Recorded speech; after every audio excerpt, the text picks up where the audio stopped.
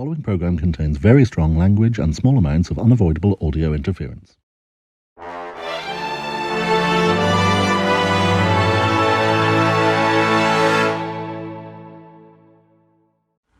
Hi, thank you so much for joining us for our series of virtual in-conversation events. We are incredibly grateful to all of the creatives and artists who shared their time, their wisdom, and their experience with us. It's easy to ask in the face of a global pandemic, why do the arts matter? But the truth is that theatre is as old as civilization itself. It's a place where we learn, we explore, and we share our common humanity. It's a pressure valve for society, a safe space in which to explore dangerous ideas. And above all, it's entertaining. At Dark Unicorn Productions, we rely very heavily on the support of our wonderful patrons to continue our work. You can join them and become a patron of the arts yourself by joining our scheme, which starts at just £50 per year to become a rainbow unicorn. Be part of the Dark Unicorn family. Be part of the recovery and the future of theatre. Don't let the lights go out. Become a patron today. Thank you.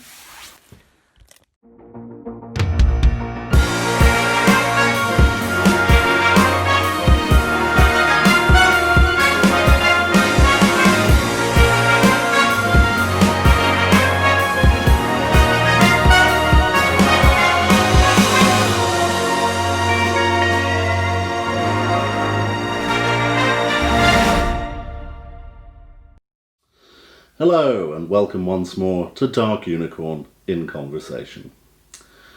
My guests today are an award-winning creative partnership in the world of independent cinema, crafting acclaimed work on tiny budgets that has attracted big interest.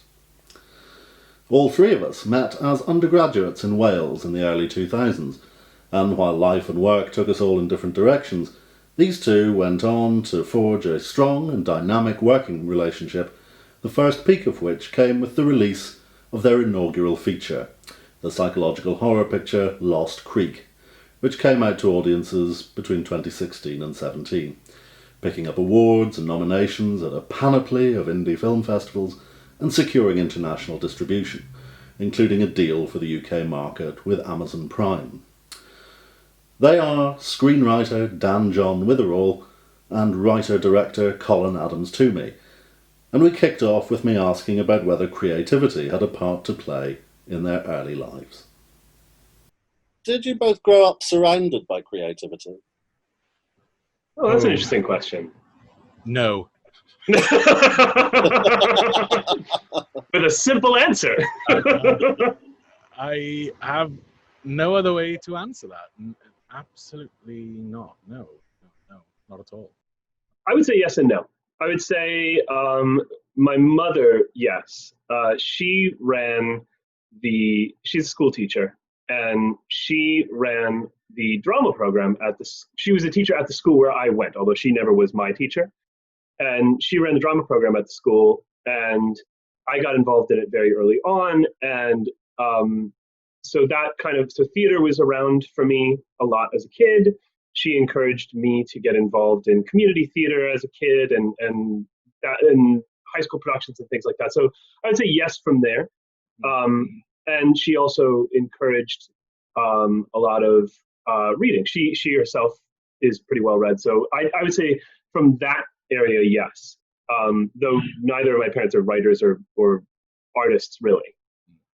For me, it was teachers, I think. So growing up and watching movies was definitely escapism, and I think I was about 8 or 9 maybe when I realized that someone writes these films before they get filmed. They don't just sort of magically appear. And as soon as I realized that, I was like, fuck, that's what I want to do. That's all I want to do. And I had some good teachers along the way who encouraged me to read things that did influence me and spark that, continue to sort of spark that.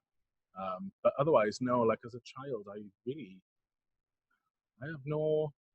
there was no moment for me where I was like, that's it, there was nothing like that for me, no.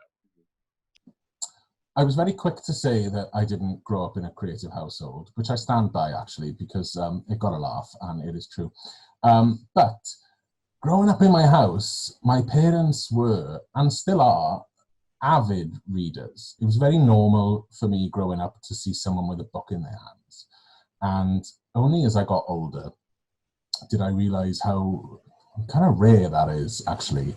And I kind of took it for granted, I guess, because reading was the norm in my house. And it certainly rubbed off on my sister before it did me. She always had those like Goosebumps, is it Goosebumps books or like point horror books? She always had those in her hand.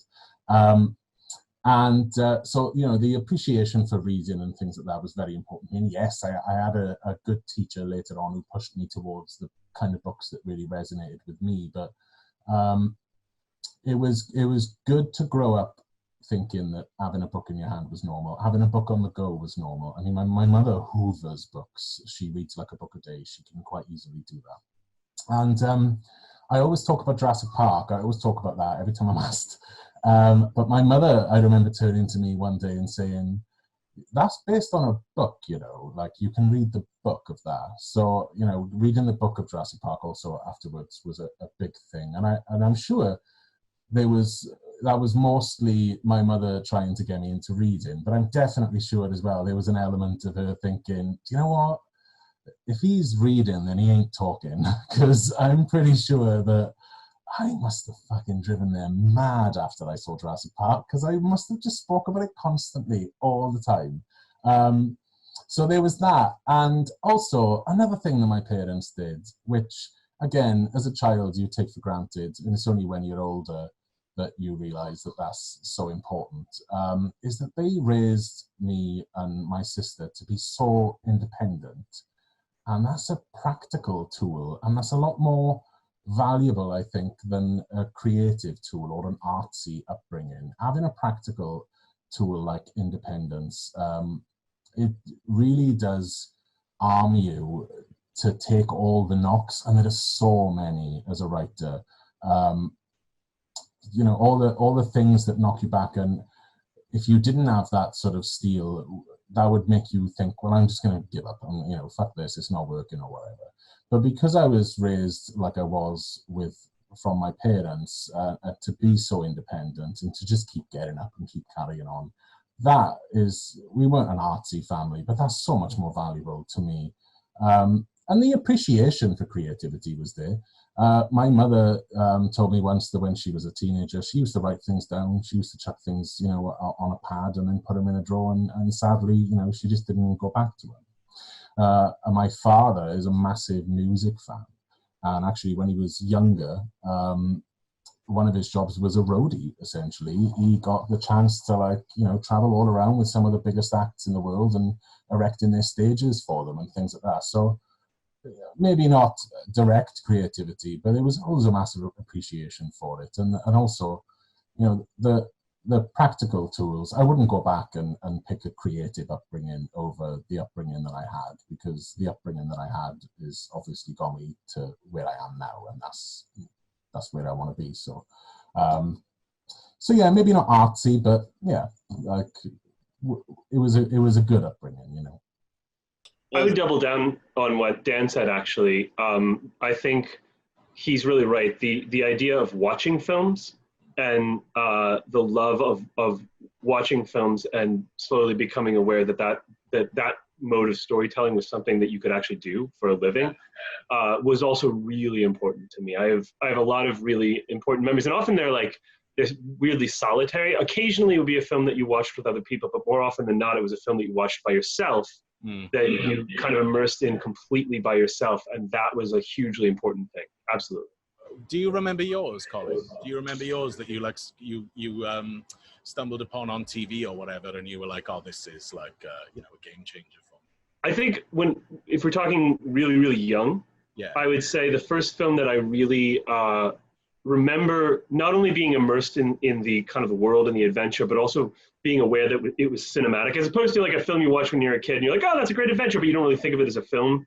You know what I mean? You just think of it as an amazing experience. The first time I had an experience with a film that I enjoyed the adventure, but also really understood that it was a film and that it was a cinematic experience, probably was Raiders of the Lost Ark, watching it as a kid. Yeah. For me, obviously the cinema, it was Jurassic Park. But for me, the film that I stumbled upon on my TV and I must have watched like some of it, and I ran downstairs to my mother and I was like, oh, this film is on, it's amazing. It was Stand By Me. My mother always tells this story about when she got me the VHS for Christmas, and I opened it and I like almost cried. Like I didn't open another gift that day. I just put it straight in and just watched it. And I kept watching it until the VHS just died. And it was one of those things that I would put on every single night to like go to sleep to. And I think that's part of the reason why I actually haven't watched it in years, because I kind of feel like I watched the shit out of that film. Speaking separately here, I mean, it's not that you have been speaking, in chorus so far, but can you remember roughly what your first attempts were at writing for your own enjoyment? Oh yeah. I know, but you go first, Dan. Okay, so when I was 14, I wrote a short story about coming out as gay, and I submitted it in school. And my teacher came to me and said, would you be okay if I read this out loud to the class? And I said, yes.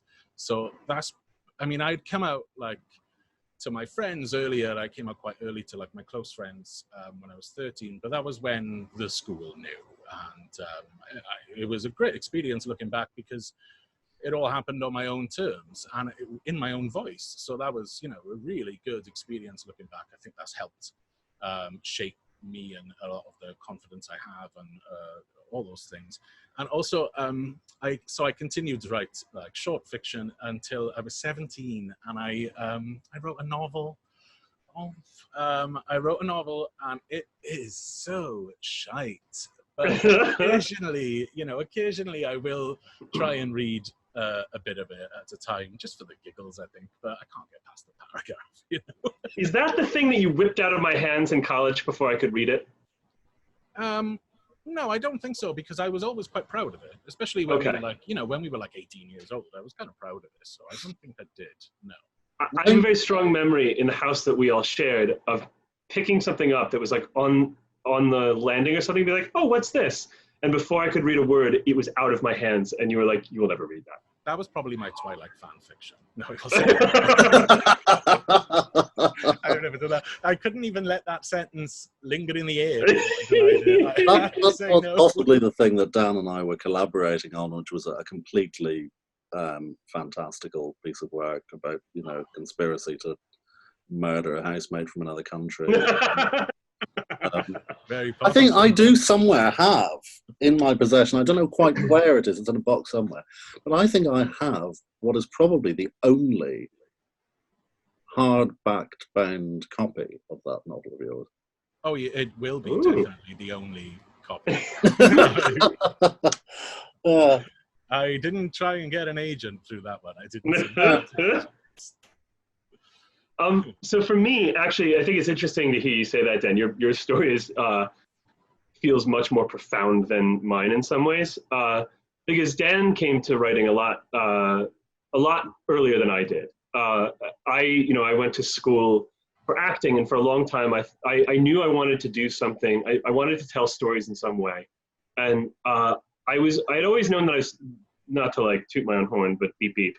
I knew that I was good at writing, insofar as that like I did well on school papers and things like that, right? But I never remembered enjoying writing. I was never a kid that like kept a journal or anything like that, and writing felt like a chore, mostly because it was stuff for school.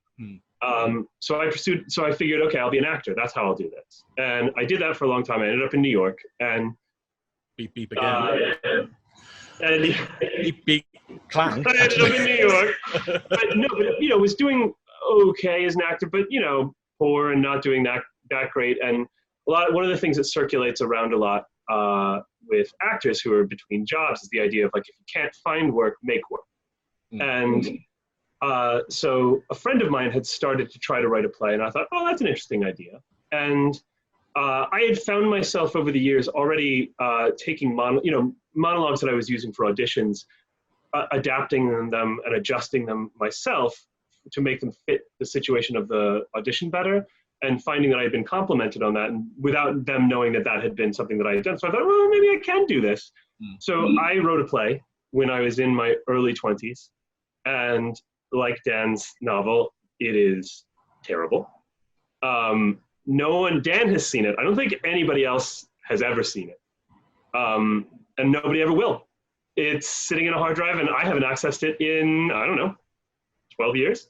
But the experience that was important with it was it proved to me that it was something, I finished it, which was important. The idea of I didn't abandon it halfway through. It wasn't huge, it was like 80 pages long. And I got to the end of it, which was an important moment for me to learn. And I also learned that I liked it.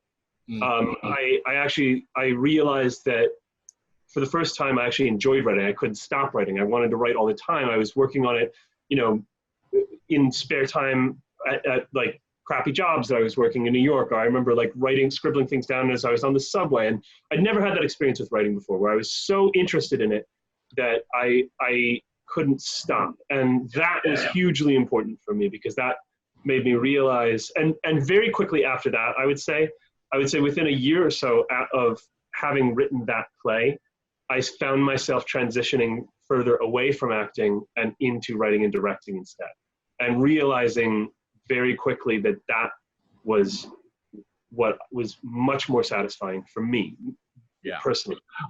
And I think that's the thing, like, I'll never get rid of my novel. I may never read it again, but I'll never get rid of it. I'll never delete it, because it's the first long form thing that I ever finished. And I think that's what's important for a lot of people who, like younger or not, however late you come into writing, it's that first piece that you finished. I mean, it's going to be dog shit. Of course it is. It's your first thing.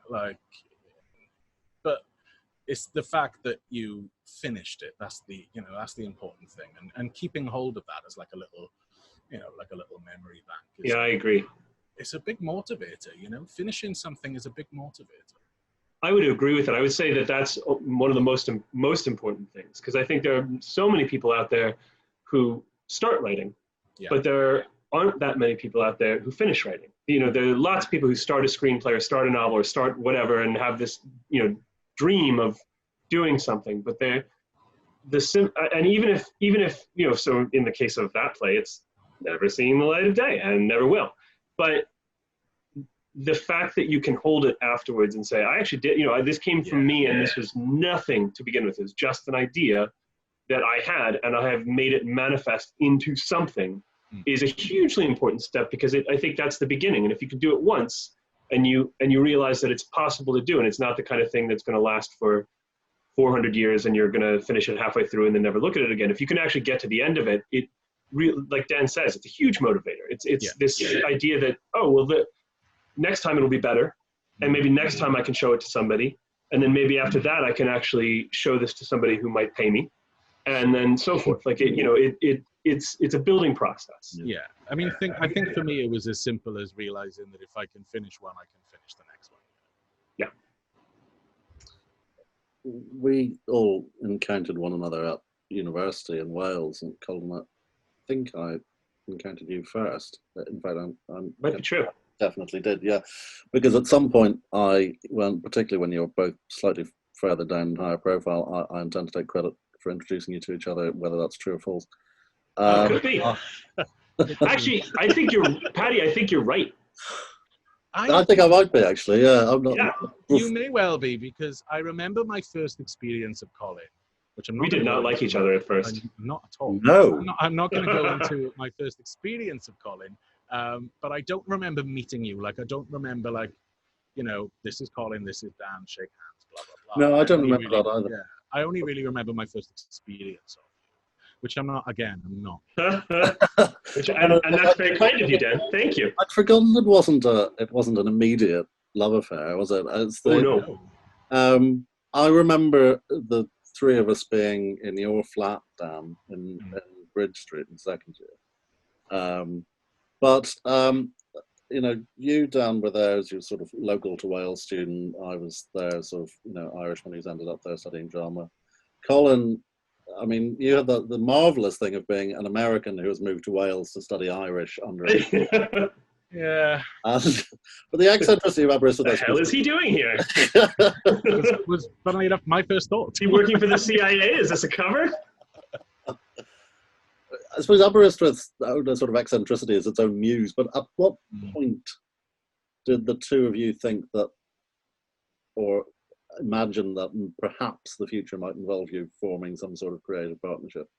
I have my own memory of this, and then Dan, I would like to see how yours matches up.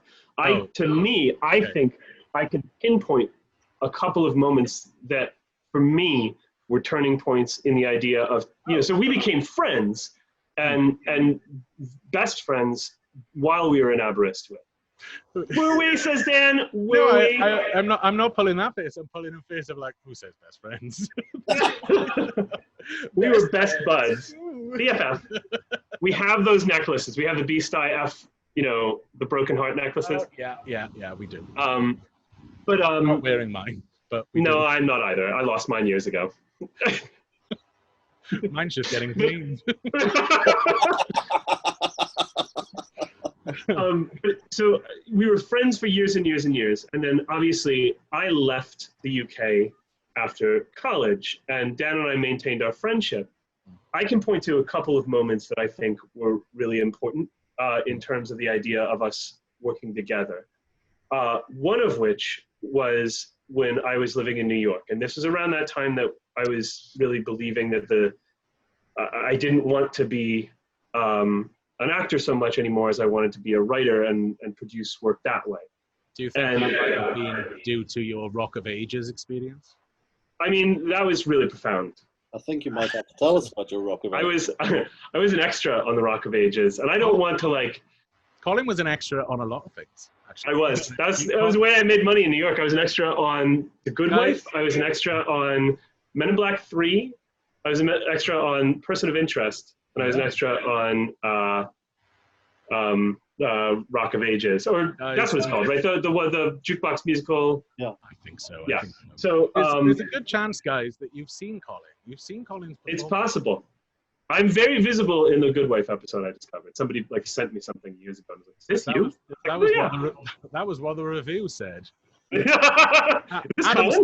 Adams-Toomey is very visible in his role. While I was there, and I don't want to cast aspersions on, influential A-list actors, but Tom Cruise is in that film.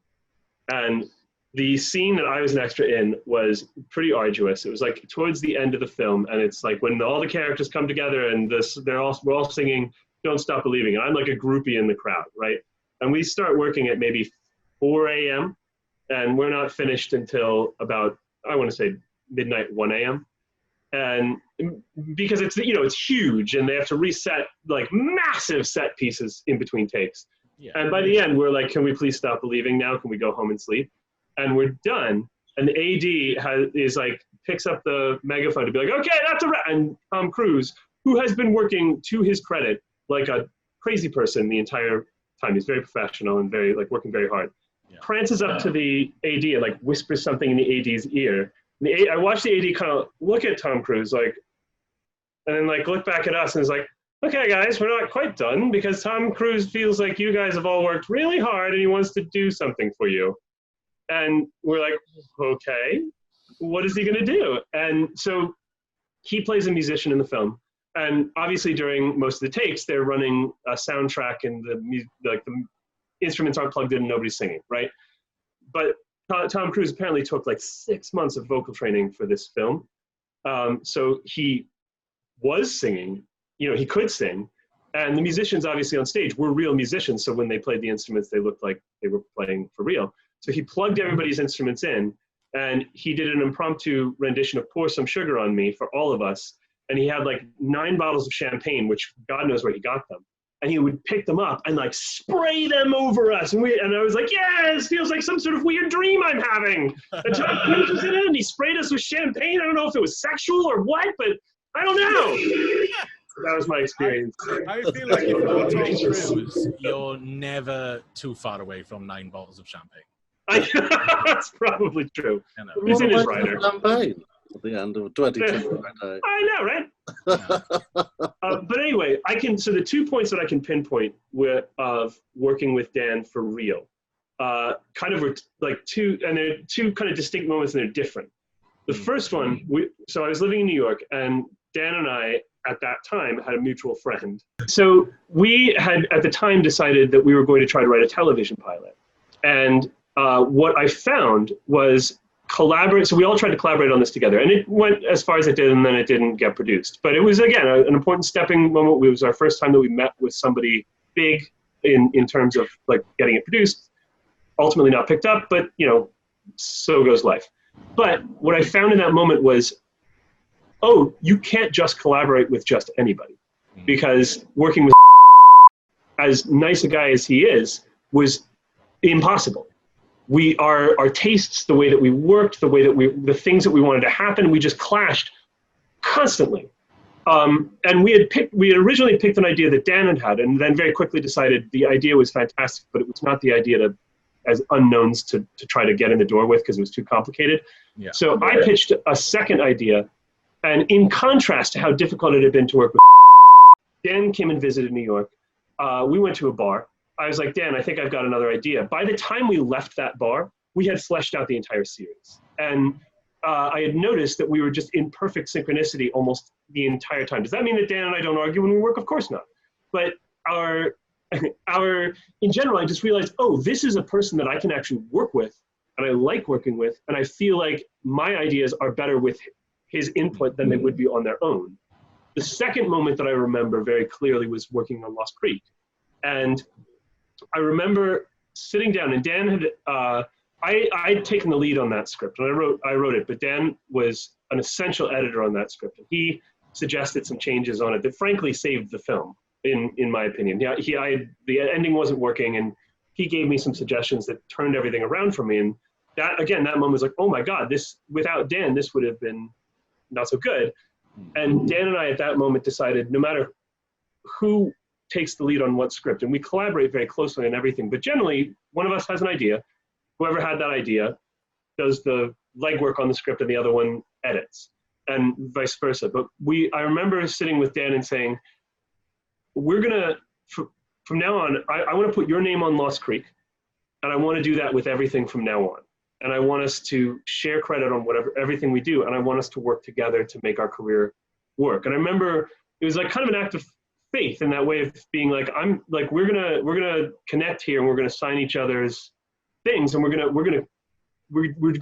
push each other together. And that moment was very important for me, because it felt like a moment of really kind of saying, this is it, this is the beginning, this from now on, the two of us. And that's not to say we can't work on things on the side on our own, or it's not like that, but that moment of saying, this is it, the two of us are going to combine our creative forces, and we're going to share this work together, and we're going to push each other together, and we're going to be a package deal, was hugely important for me. So I would point to those two moments.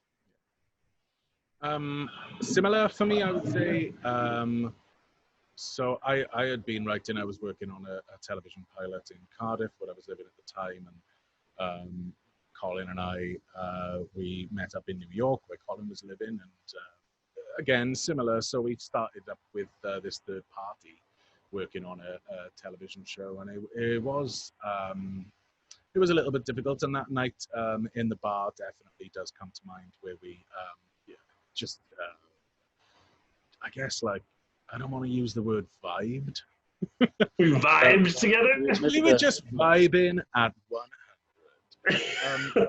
And after that, pretty much everything, like, I do distinctly remember Colin sending me, like, the first draft, or like the first treatment of Lost Creek, and being like, I think together we can do stuff here, definitely. And since then, definitely Lost Creek cemented everything. Yeah, I would say. I would agree. I think once we went through that process together of actually producing a work that got made and distributed, I think that was also hugely important for both of us. That, like, again, in that same way that, like, when you complete your first work and you're like, I can do this, completing a film that got made and went out into the world with somebody, and realizing that process wasn't a nightmare, that working with Dan was actually really fun and enjoyable and creatively fulfilling, and it got made, was well, I think that was the turning point.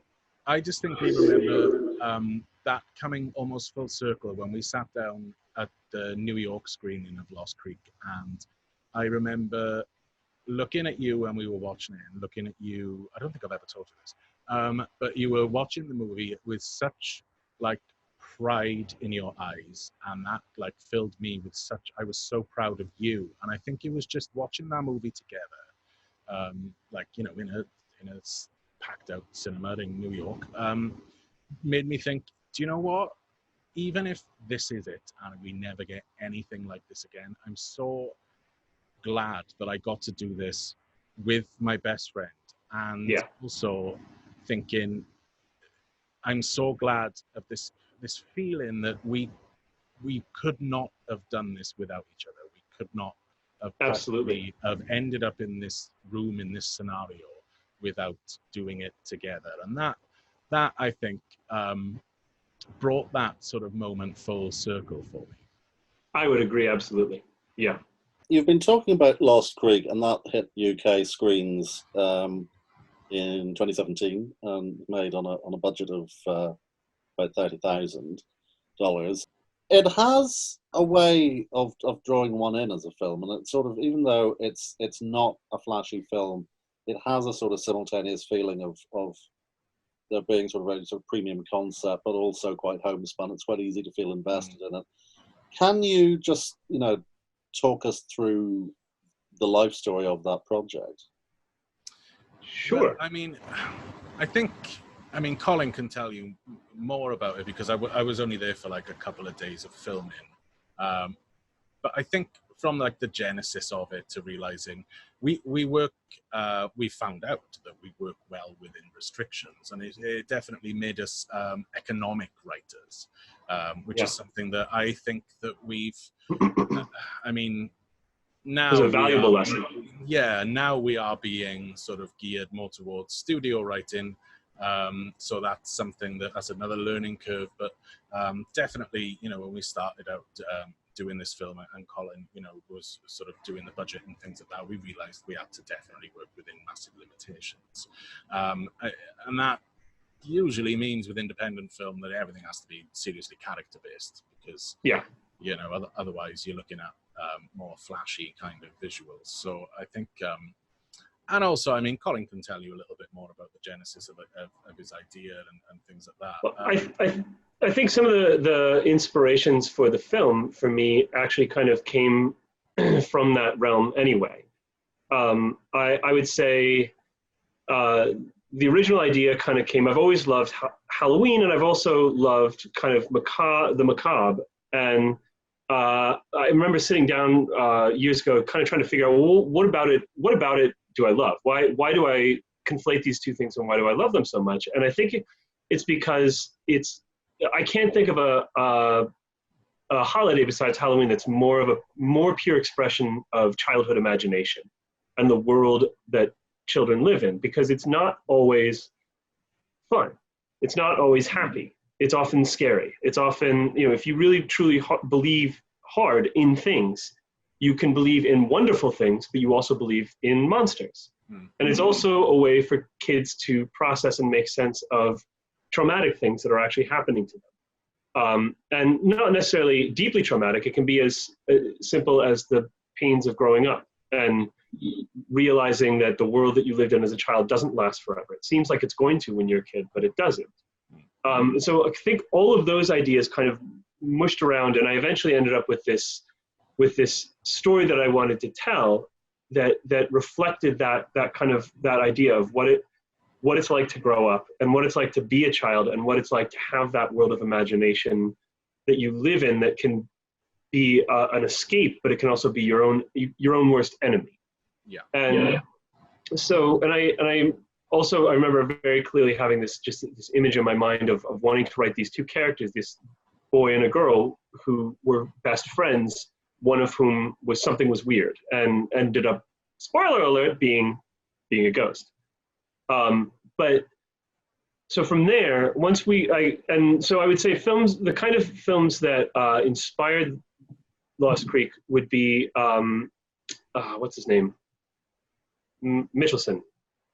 The Myth of the American Sleepover is the film that I'm thinking of. Is it Robert Mitchelson? I think it's Robert David Mitchell. Robert David Mitchell, that's it. And again, tiny budget film, filmed it in his childhood neighborhood, and the way that he was able to do that, it's really an enchanting film. And I wanted to capture something like that. I wanted to capture something where it was really solely from the children's perspective, and what a world would look like when everything is imbued with that childhood mythology. Yeah. So I remember thinking, there are places in my hometown that are significant to me, not for any other reason than that they played a significant role in the world of my own childhood. And when you're a kid, you're experiencing everything for the first time. So everything takes on these mythic proportions. And I wanted to capture that idea that children almost make their own mythology. Stephen King, I've stumbled across a quote actually in The Body, which Stand By Me is based on.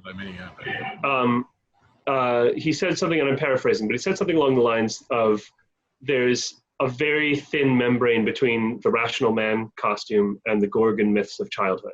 And I feel like that's a really good way to express what I was interested in trying to express with Lost Creek. And then once Dan and I started talking about the treatment, started getting involved, we started thinking about, well, what are some of the visual ways that we can express that? So I'd say a huge visual influence on the film for us was the photography of Gregory Crewdson, who's an art photographer, and takes these really interesting, they're very staged. They're not naturalistic at all. He stages them almost to the level of like a film production. Such rain machines, amount of level.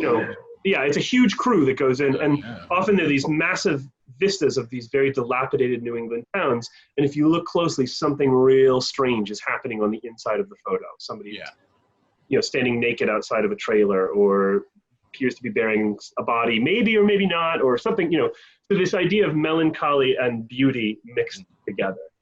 And then from there, so we ended up with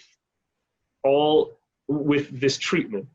I ended up, one of the reasons that I moved out of New York, I ended up getting cast into a theater company. This is still when I was kind of still doing a little bit of acting in Baltimore. And through that one company, weirdly, I ended up getting in touch with a great cinematographer. His name is Kevin Eichenberg. He works now mostly, he does music videos. He's worked with like Questlove and people like that. He has got a company called 410 Media. But at the time, he was also starting out, and he had just kind of gotten out of film school. And he and I became friends, and I pitched him the idea. And because I felt like at that point, I had been working as a playwright for a while. And I thought, well, I can do scripts and I can direct. But what I can't, the one thing I don't know very much about is cameras at this point, right? So I felt like if I can find a good cinematographer, this could actually happen. And so when I met Kevin, that was kind of the trigger to be like, all right, well, Kevin's on board. We pitched him the idea, sent him the treatment. He really liked it. And then I was like, okay, well, then we're going to do this. We're going to figure this out.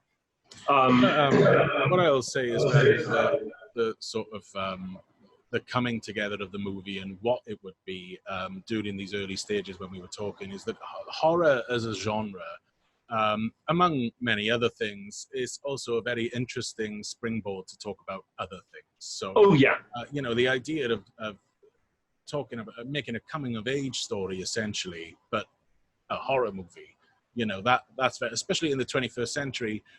With horror these days, it kind of has to be more than just a horror film. Otherwise, a lot of people deem it as a failure. So that seemed really, really interesting to me. And that was when, I remember Colin telling me that he wanted to make this story about childhood and about moving out of childhood and those things. I was like, okay, yeah, whatever. And I remember him saying, it's a horror film. And that was what really, really grabbed my interest. Yeah, I think that's a really good point. I think Dan's right. More and more horror has proved itself as an area where that is possible. it's a way to tell fable in an interesting way. If you think about it, it is kind of like fable. It's a story that tells a different story while it's going on. That's a fable, and horror has always been a medium that's good at that. And it's also a good medium to start out in because it's cheap. It's easy to make horror films, honestly. So it's you're able to achieve more with less in the horror genre than in other genres would be what I would say.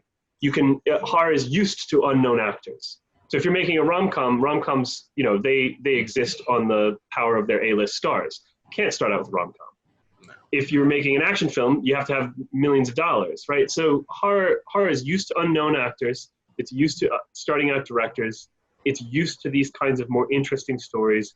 And there's this legacy of improvising and creating creative workarounds when you can't afford to do it on a big budget. So it felt, from a production standpoint as well, it felt like a good fit. It felt like this is a way to do this and a way to make this possible. So once we met Kevin, we accumulated a crew. I'd stalked these kids, so I found them, and they agreed. I approached their parents. The parents agreed. We filmed wherever we could. We got permits where we could. We were filmed on private property where we could to save money.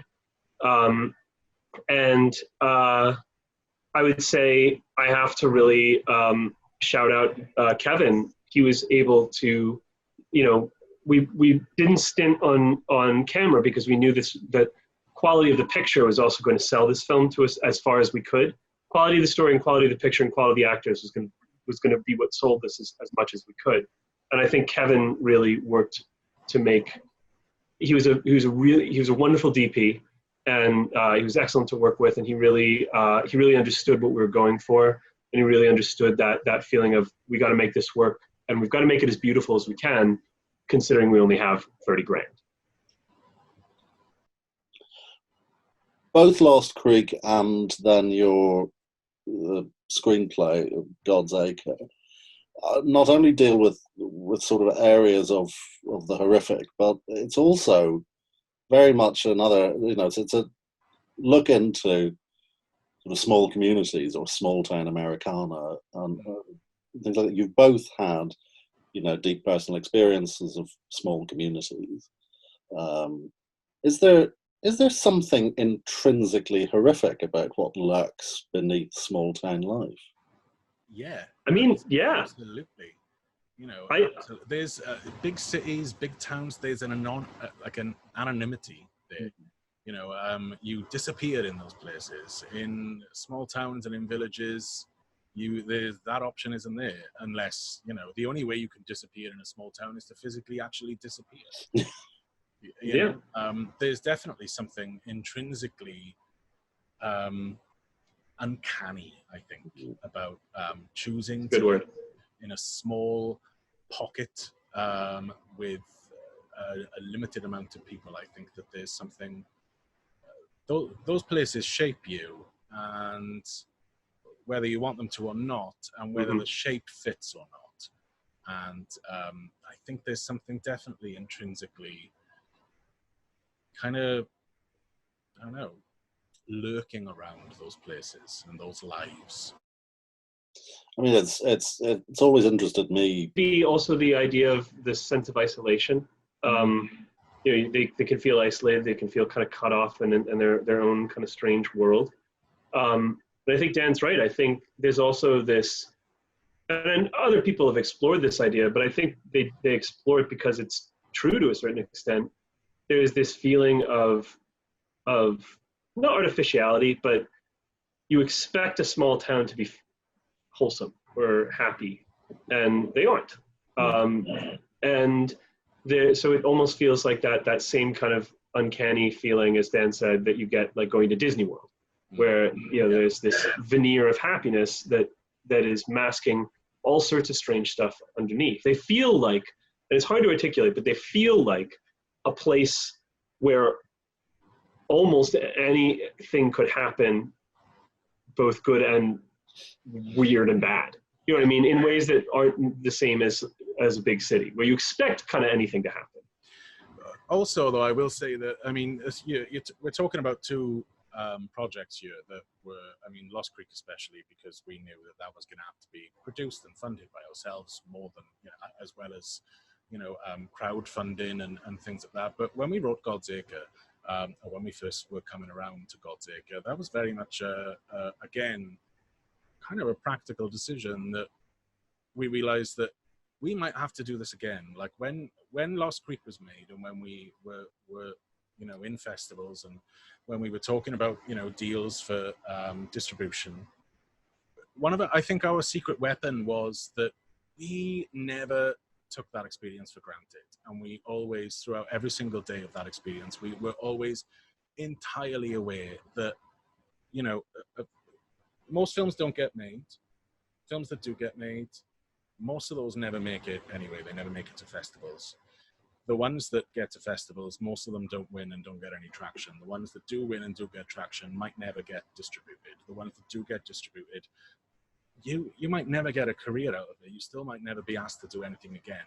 And we were so acutely aware of those odds that when it came to writing our next film, we specifically said, like, we need to write something that if we have to do this all again, that we can. All right, it would be with a bigger budget. We would try and raise a bigger budget, but we were always aware that getting Lost Creek out there and selling it to 10 territories didn't necessarily mean shit. We were always fully aware of that. So there was definitely, yes, I think we are drawn to that sort of story in a sense that you're describing, Paddy, but there was also a practical element, I think, to write it, to the fact that these two films have been the ones that have kind of sprungboard a career. We have other work that, is a lot more sort of grand and sweeping in scale. It just happens that these two have been the ones that have got the most attention, if you know what I mean. Yeah, that's true as well. Colin, you also have written quite a bit for live performance on stage, and have been nominated for a Schwartz Prize for Excellence in the Humanities for your trilogy of historical plays set in and around US Civil War. How easy is it to effectively confront the US with its own history? That's a really interesting question. And it's a question that is obviously hugely in the news right now. And I think one of the interesting things that happened when I was writing those plays was, obviously I spent several years doing a lot of research and talking to historians and spent a lot of time in historical libraries. And one of the things that I found is that it's really kind of crazy. The Civil War is not dead for America. It's not history. It's something that people still get hugely emotional about. And it's because we haven't put to bed any of those issues in any real way at all. America is very good at just glossing over things. There's that American exceptionalism that just says, well, don't worry about it. That was the past. We're going to move on. Now things are great. And people don't want to talk about and don't really want to address things that have happened in the past. I think one of the things that became important, and actually that was an issue for me writing. So I grew up in what is more or less the North, if you're talking about like American divides during the Civil War. And a Civil War education in the North is very different than a Civil War education in the South. In some places, they still call it the War of Northern Aggression down there. And even if they don't, the perspective of the South is super different. So one of the problems that I faced when I was first writing was my Northern education and my feeling of, all right, well, the feeling you get up North is, well, the South was bad, the North was good, we freed the slaves, hooray. And in order to write a compelling play that featured Southern soldiers and Southern people, they have to be human. And I think they aren't to a lot of people in the North in a big way. You just kind of think, how could these people be so crazy? How could they fight so hard for this, for owning other humans? And you kind of, and so that it becomes almost impossible to write those people because they don't seem like real people at all. They seem like cartoons. So the process of trying to understand the South and trying to understand where the South is coming from was difficult and an educational moment for me while I was writing those plays. In the end, I think what I was trying to look at was just how these things were devastating from so many different angles, from the angle of being an African American and having that legacy, from being a Southerner, and what you find is there's nuance, and I'm the last person to apologize for the South. In fact, my opinion is it doesn't matter how many the only thing that I can say for the South is that they were devastated and the North wasn't. That's the only thing that I can really say. I don't really think there was any it's hard to say, but I don't think there was any heroism in the South. And the reason I say that is because no matter what acts of heroism happened during the war, they were fighting for the right to own other human beings and buy them and sell them and destroy them at will. So no matter what they did, that was the truth. But not just any other human beings, a specific, sure, you know. But just that, that's what it boils down to is, yes, it was racism, and yes, they dehumanized Black people, but those Black people were humans, and they were being bought and sold and destroyed at will by a group of people who were fighting and willing to kill and die to maintain that right. And that, to me, is the truth about the South. But that being said, the South experienced a level of devastation that the North never did, and there's some tragedy there as well. So it was an interesting process writing them, but yes, I think what it did to me, actually, what I will say is what it did to me, to kind of circle back to your question, is it helped me personally become very clear on my standpoints as far as racism in America goes, and why certain things are important not to say. What, for example, all lives matter. Why certain things are important to say. So anytime that... Don't talk to me about those all lives matter dickheads. Well, and why that's important. Because most people think, there's a lot of people out there, well-meaning people, who don't understand why that's so damaging. And also, having spent a lot of time in that history, it became incredibly clear to me that, you know, there are certain things you do have to say. You have to stand up for that truth. And so one thing that you hear a lot in America from some people is, well, the Civil War wasn't just about slavery. That's absolutely untrue. It was. That was all it was about. It was and I'm not just talking about from a ideological standpoint. I'm talking the architects of the Confederacy said it. They wrote it. And so when people say that, it's racist. What they're saying is, I want to somehow apologize for these people, and I want to somehow diminish the suffering of African Americans by saying that that's not really what that was about. So it was an interesting experience, because you're right, confronting history, making other people confront history, but also confronting the history myself, I would say, was what was a very interesting experience about those plays. And Dan, because it would not be fair for you not to have your own question too. Oh, how is my question just, what are you having for dinner tonight? Dan, where did you get that lovely laminate floor? It isn't mine, because I live in my friend's garage. Please don't ask that question. Dan, your work extends beyond authorship for performance, and you have in the past been shortlisted for the Bridport Prize for short fiction. What does writing for reading give you that writing for viewing doesn't? Oh, my own voice, I would say, and more purity. You know, there's when you write a movie, if you're lucky enough to get that movie made, maybe 50 to 70% of what you've actually written will make it onto the screen. When you write fiction or short fiction, there's, for better or worse, there's an almost unfiltered, editing is obviously important, but there's an almost unfiltered sort of message that you can get through. Short fiction in particular, you're like,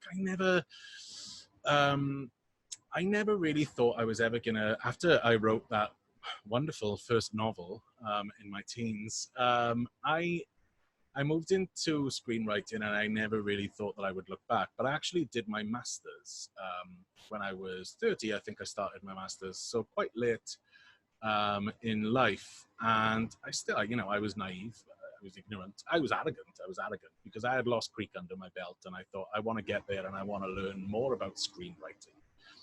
And I had a marvelous tutor, Rhoda Greaves, who is a fucking outstanding writer. Her short fiction is a dream. You read it and it fucking bounces off the page. And she, like we were talking about earlier, with this sort of uncanny sort of world, Rhoda's work has this unbelievable fixed location, which is almost like just 2 doors down from reality. It's like, it kind of is in our world, but it could knock on our door at any time, and her as a tutor, and then as a friend, and her work and some of the things that she pushed me onto really sparked something in me. And I remember sitting down with her with my work, and I was like, I don't really know if I'm actually doing the right thing here, but I feel like I've got something. And she sat down with me and she said, this is good. Like, don't feel like you're an imposter in this world. And that gave me a massive amount of confidence, a massive amount of confidence. And I still do feel like I kind of was just a visitor in that world. Ideas for short fiction, they have different principles to long form fiction and screenwriting and playwriting and that.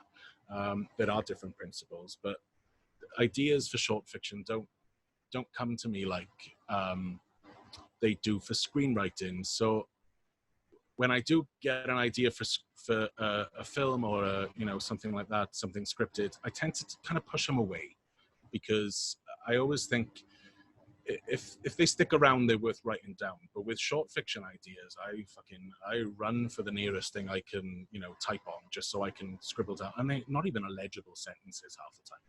But seeing those messes of sentences come together to be something. And another fantastic thing about short fiction is that you could think you've finished it, but the reality is with short fiction that until it's published, it really isn't finished, and it might not even be then. So a whole story can change in the editing of it. And, even I've been, this is probably an indicator of my lack of real experience or longevity in the form of short fiction. But, I've surprised myself when I've been editing work that I haven't looked at for a couple of weeks, and I've been like, that's what I'm saying. That's the main thing I'm saying here. Not this other shit that I spend too much time sort of prodding. It's this little half sentence here. That's the story, That the idea that I can surprise myself and entertain myself in a way that I can, that is the goal to surprise and entertain others. I get that from short fiction, and also. It's short fiction, it is fucking short. So you can, realistically speaking, unless you're in some sort of fever dream, the likelihood of you finishing a screenplay that's ready to actually be read in a week is slim. With short fiction, that likelihood is very possible. You can have something like that in that week. And that amazing feeling you get when you finish a screenplay that's 120 pages, you can get smaller, feelings like that once a week if you're knocking out pieces of short fiction all the time. I think I was just very, very incredibly lucky that I was shortlisted for such an award so early on in my short fiction sort of career. I think that was luck more than anything. With screenwriting, I feel like you work really hard to get your results. But with short fiction, my experience has been that the right idea can just happen to spark the right story, which can happen to hit the right people, and it's all a lot more kind of plausible in a sense. It doesn't seem like as much of a slog. I think that's what I get out of short fiction. You are both in the process of developing, or are you both in the process of developing this comedy drama feature in Wales, set in Wales? Is that both of you, or is that just you, Dan? Or is that... Jen's got the lead on that. Colin's obviously a writer on it, but Colin is in America, so he is not able, unfortunately, to attend those meetings and readings and things like that. So. But so you both have a form of stake in various different ways. Developing a comedy drama feature set in Wales should be under the twice BAFTA winning director Michael B. Clifford, yes. Which you're actively seeking producers. Is that something you can tell us about? And should there be any either creatively active or just purely financially inclined backers watching? Who should they be talking to? Well, I suppose myself, because I'm based in the UK and Colin is not. Myself and the director attached are both based in the Midlands. We are seeking producers. I mean, at first we looked in Wales and we were told by Film Cymru, no, essentially. They just said, look, there aren't that many producers in Wales and they're all really busy.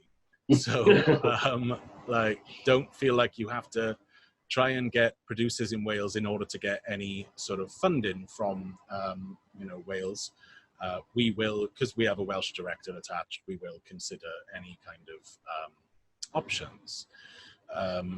What I can tell you about the movie is, it's a comedy drama. It's a two-handed, essentially. There are a couple more characters as well, but it's about home. This all started because I was having dinner with my cousin in Cardiff, and she told me this story. She had gone to the doctors that week, and she said, "You'll never fucking guess what he asked me, Dan." And I went, "Oh, what did he ask me?" She goes, "He asked me if I'm stressed." Who the fuck do you know isn't stressed? Are you stressed? I was like, "Did you ask him if he was stressed?" She went, "Yeah." I went, "Well, what did he say?" He went, "Yeah." And after we had lunch, I went for a walk around Butte Park in Cardiff, and I was talking to Colin on WhatsApp, and I was saying, "Yeah, I really want to write this film. I want to write a film about home and about the stuff we just discussed, all the shit that gets stirred up and all the resent and the fact that some people, myself included, kind of have to battle with myself, and everyone has to bite their tongue when they visit family at home." And so we came up with this idea of two estranged cousins that inherit their aunt's house after she has passed away, and they have to spend a week there together, clearing out the house so they can sell it. And they're estranged for a reason. These are just two people who just don't fucking get on, and they shouldn't really be friends, But I sent the script to Michael. Michael had directed a short film of mine, which was used for some actors that were studying their drama degrees at BCU. I think it's called the Birmingham Conservatoire now. So we met through that. Michael was mostly focused on documentaries, and then he called me out of the blue. I didn't even know that he had my number. I don't know where he got my number from. But he called me out of the blue and said, "I want to go back into drama. Do you have any stuff?" And I sent him a load of shit, and Heads of the Valleys, which is this movie, was the one that he really, really liked. So, we're trying to get I think a lot of things attract him about it. It's a micro-budget film. Again, it really wouldn't cost a lot. I've had a small production company in South Wales give me a rough budget. It's well under 100 grand. And Michael and one of his producing partners are really into eco-filmmaking, a sort of zero carbon emissions. And we think that this is a movie that can achieve that. So, it's small budget. Michael describes it as low on resources and high on wit. And I'll take that. That's from someone who's won 2 BAFTAs. If he wants to say that about a script I wrote, then that's fucking fine by me. I'm not going to correct him. How has this weird pandemic period affected both of you? Oh, how deep do you want me to go? If you like, really. Oh, Fairly superficial interviews so far. It'd be nice to have something. Oh Christ! Do you know all right? I've learned a fair amount about myself. So like, I can cook now. So that's the shallow end of this. In January, I had an offer accepted for a flat, and then and that process took 4 months, 3-4 months, and then just as things were ending or coming to a close with the deal going through, I was called, along with my colleagues, I was called into my office and told, goodbye, this is your last day. And then 20 minutes later, the estate agent called and said, when do you want to pick up the keys? And I said, I'm going to call you back. And didn't. I didn't for a few days. And then I thought, you know what? I don't know if I could get a phone call tomorrow saying come back to work, or I could not get a phone call for 6 months. And just to be clear for people watching this is a job outside of. Yes, this is the my creative day job. work. This is what pays my bills. So I just thought, look, I've got to come clean, and everyone was, I was given advice saying you can ask for a mortgage holiday. So I emailed my broker and said, look, can I ask for a mortgage holiday? And he was like, no, because you don't have the mortgage yet. So no. Yeah, so the offer's just been taken off the table. So I kind of just accepted it. I had a few days where I was real down about it. But on Sunday, I just started looking again. Long story short, it looks like I'm going through the process again of trying to buy the same flat. When I'm not writing, I'm a teacher. I teach writing, and it's been a nightmare. Obviously, all the schools got shut down, and the last 3 months of school were totally online, and that was a nightmare, and I hated it. But we're done for the summer, so that's great. And I think the same thing as Dan. I think personally, I'm somebody who doesn't love to spend every minute in the house, so that's been a little bit trying on the old mental health.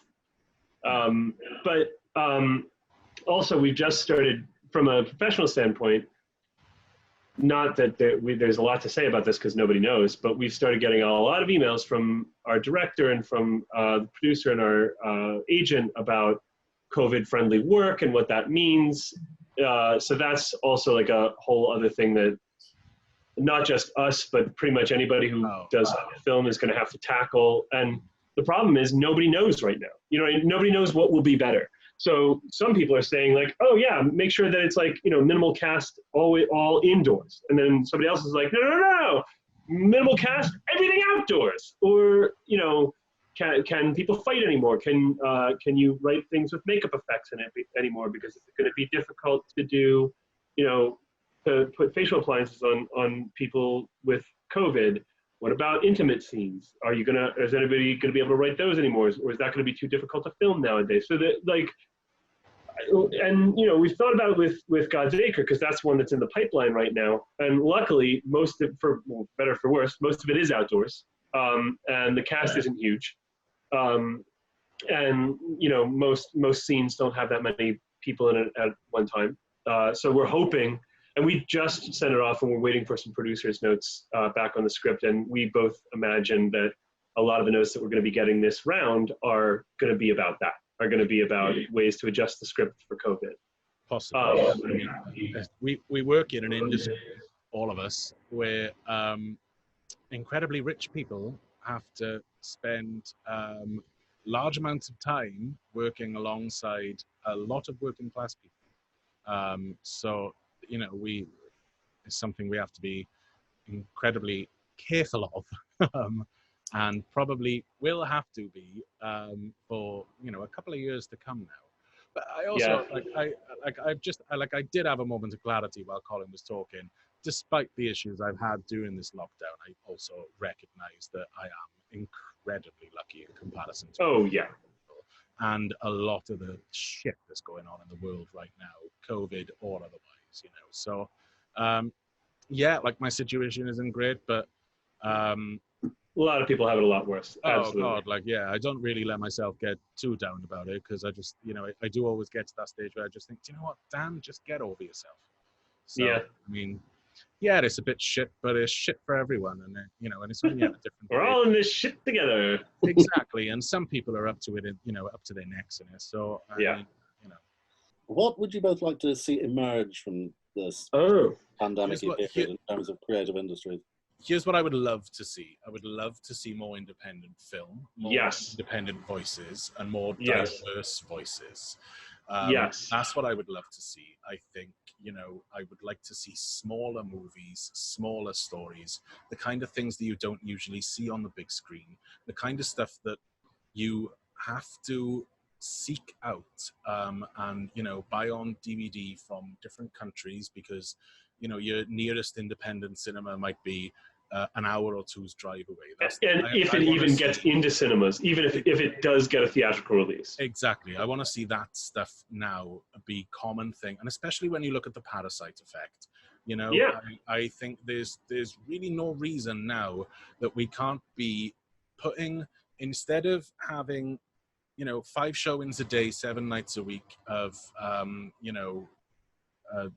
fucking Marvel movie. I love the Marvel movies, but I would love to be able to go into my local big cinema and say, I'm going to watch this Brazilian 3-hour-long drama on a whim. Like, maybe I haven't given you the best example of the kind of, but that is the kind of movie that I would, that I seek out. That's what I want to see. But I fear that instead we're going to see big studios just coming up with more creative ways to throw money at the screen. It's true. I heard that people, rather than, and this kind of appalled me, one of these articles that the director that we're working with sent to us, which is just breaking down things that are happening and the ways that the film industry is trying to react to COVID. I think this is a television show, and I can't remember which one, but they were saying, oh, well, this scene that they're going to film now, it's a birthday scene, like a child's birthday scene. Normally, this would be filled with extras, but instead, all of it's going to be CGI'd. Or write a different film. Write a film that doesn't have a birthday scene in it. Write something more interesting. And I'm entirely in agreement with Dan here. I think at the very least, even if even if it didn't get into cinemas, that it would get made and distributed in a manner that was more widely available to people. I know that part of that is advertising, but I would like that to be more money to be sunk into that. So that these small films that are so interesting and so creative and influential could at least, people could be made aware of them in a way that they just aren't right now. Yeah. And I think as well, I mean, CGI overused is nothing new. I mean, I remember seeing a movie recently where someone upended a table and a fucking apple on the table was CGI.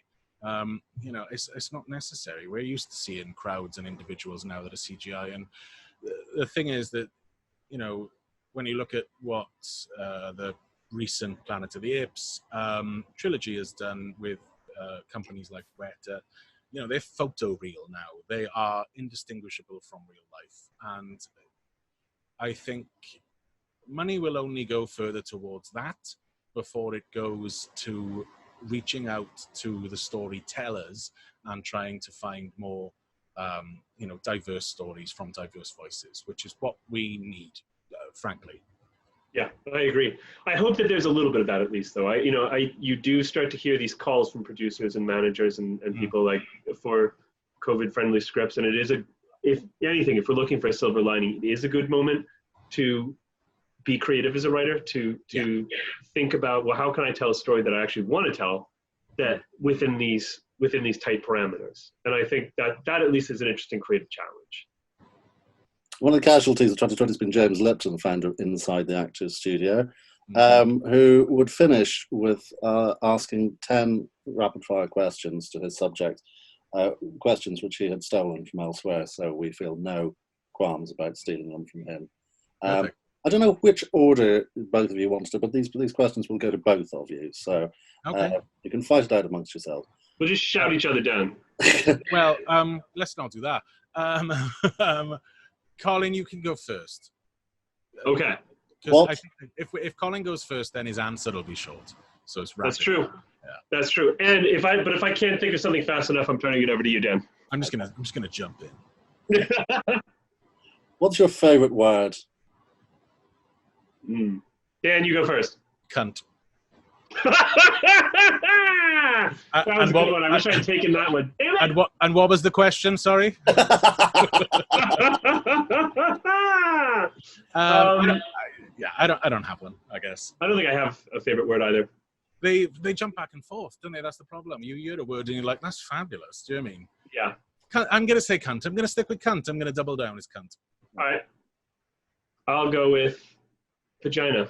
The classier version. Christ. What's your least favourite word? Oh, least favorite word. Stoked. I hate it when people are like, I'm so stoked. Or synergy. There's another word I hate. Morsel. Ooh, that one's terrible as well. Hideous. Yeah. What turns you on? Answer how you like.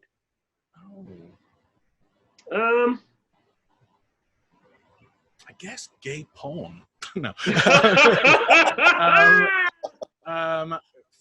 Finishing a piece of work, man. Finishing a fucking piece of work is fucking great feeling. It's a better feeling than watching you work. Because when I haven't watched Lost Creek in years because I fear that I would just tear apart. But finishing a piece of work is fucking amazing. I would agree. I actually would agree with that one. And what turns you off? Oh, the hashtag I'm writing. Oh, yeah. Or hashtag writer's life. What sound or noise do you love? Oh, like ice in a glass. That's a good one. Like just, like a casual gin and fucking tonic. Yeah, I really love it. That's summer to me. Yeah. Or every other day. I like thunder. I like thunderstorms. I love thunderstorms, and I love the sound of thunder. Yeah, I love it. I love a sound of thunder. Yeah, that's how I go to sleep on a nightly basis now with that playing. What sound or noise do you hate? I hate it when somebody gets their fingernail caught in like fabric and you can hear it like go like across the fabric. I hate that. It makes me feel sick. I never ever want to be aware of someone chewing next to me. Chewing? Yeah. Wet mouth sounds? Other people chewing. Now, we can go back and retake the first one if this one doesn't work for you. But you were so happy about it, I didn't want to say. Question 7 was, what is your favourite swear word? Oh. Well, I guess I have already answered this question, so this is yours. I think it's fuck, because it can be used in so many different ways. Do you know what I mean? There's so many iterations of it and ways that you can use it creatively. Any that's afflictive, any that's afflictive for me. They work better than the others. I heard somebody call somebody else a fucko the other day, and it made me laugh. It just doesn't. Yeah. Like, watch out, fucko! It's like, oh, right.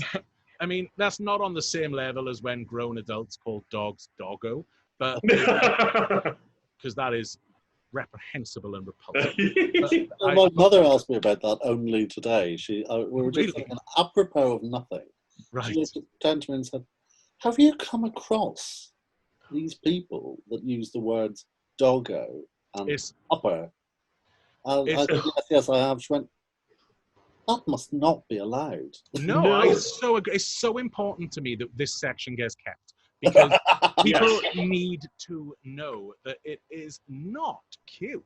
It is grotesque. I used to date a girl that did that, and I would say that is one of the things that broke us up. Yeah. I wouldn't. I'm not kidding, actually. No. I know who you mean, and I know. What profession other than your own would you like to attempt? I have always been interested in carpentry and woodworking, and I might like to do that.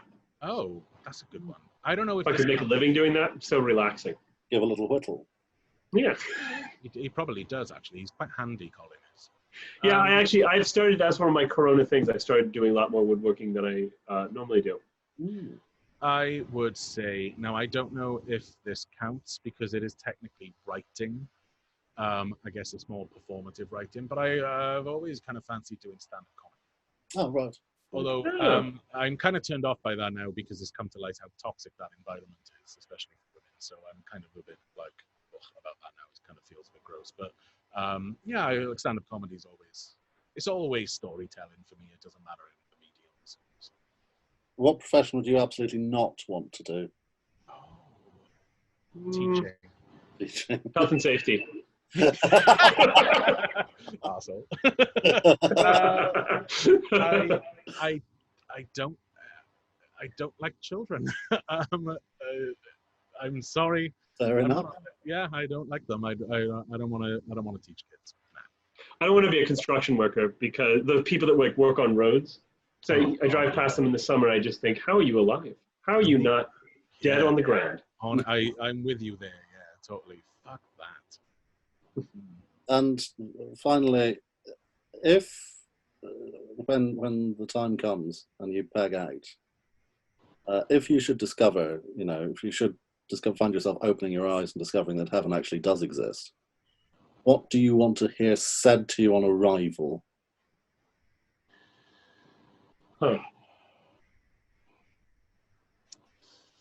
You can drink as much as you want here. Like there's no body to fuck up, so you can just drink and drink and drink, and you might have to because some of the people here are intolerable.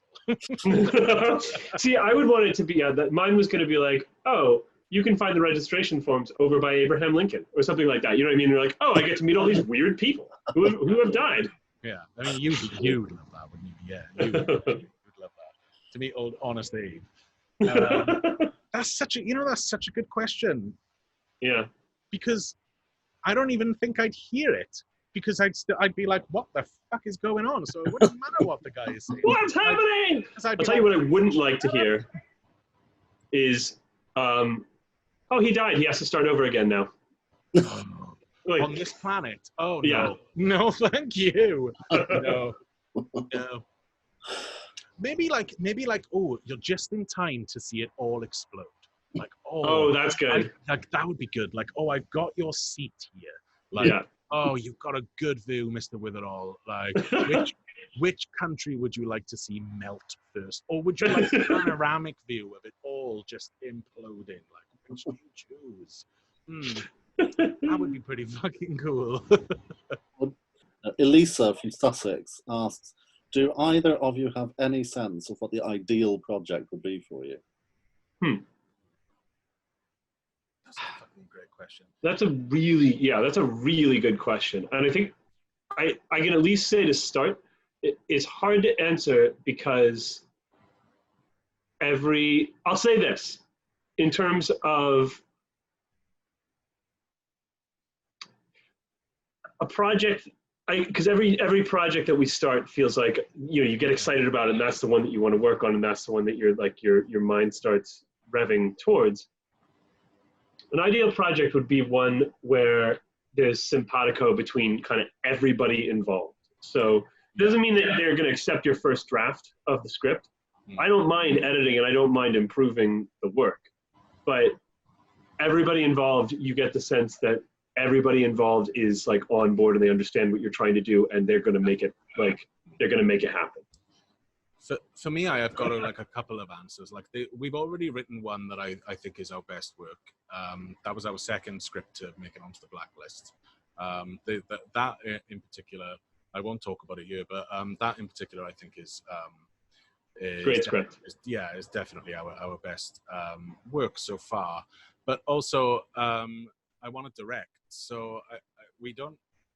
When you work in independent film, you get told really, really quickly that it is not a place for writers. Like you kind of, if you want to see these films get made, you kind of have to direct it yourself. I was planning actually on attending a course that would sort of take me into that. It was run by Michael actually before this pandemic, so that's probably going to be moved back to next year now.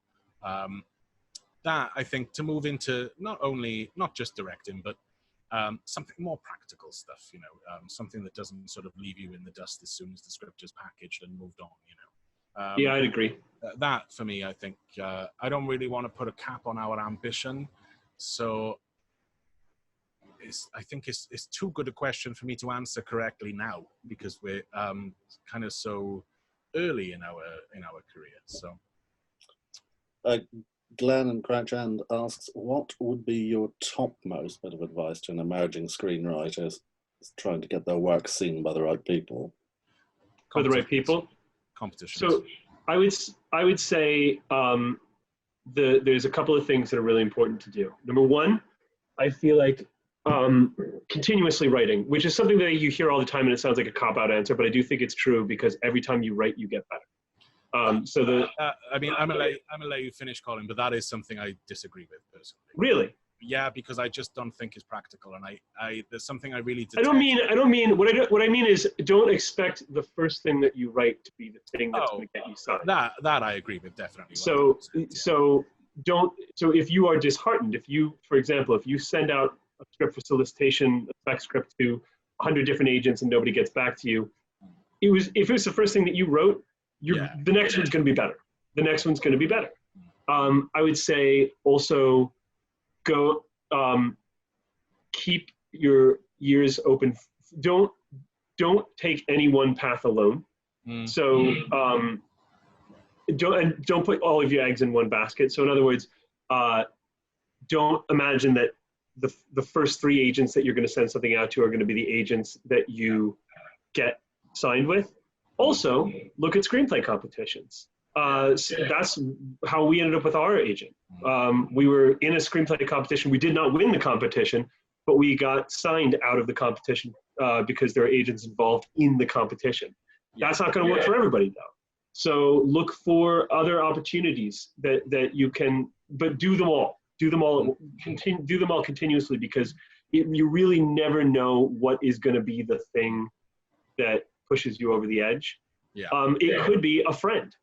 Some people are lucky that way. Some people know a person who knows a person who knows a person, and they're signed with an agent, and they say, you know what, we've been friends for years. I'm gonna bring this script to my agent. He's looking for new people right now.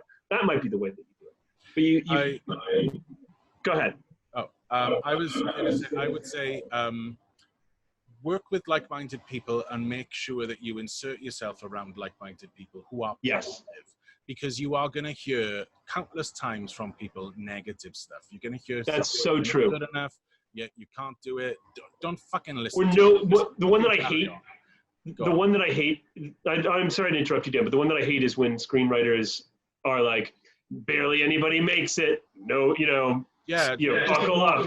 That's bullshit advice. Like, just ignore it and fucking carry on. Because we all know it's true. We don't need to be told it. But if that were true, nobody would be a screenwriter. You know what I mean? I detest when people sit in front of you, especially successful writers, and they say, just write every day. They don't know your situation. Like they don't know how your life is and how complicated your life is. Like, don't feel bad about yourself if you haven't written anything down for a few days or a week or a month. Don't feel bad. Oh, no, yeah, absolutely. But go back to it. That's what I'd say.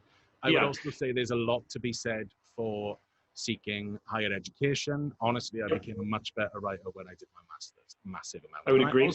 I also met a lot of people that have gotten me work and things like that through that. And lastly, I would say competitions. Definitely. I think competitions are worth it. Competitions.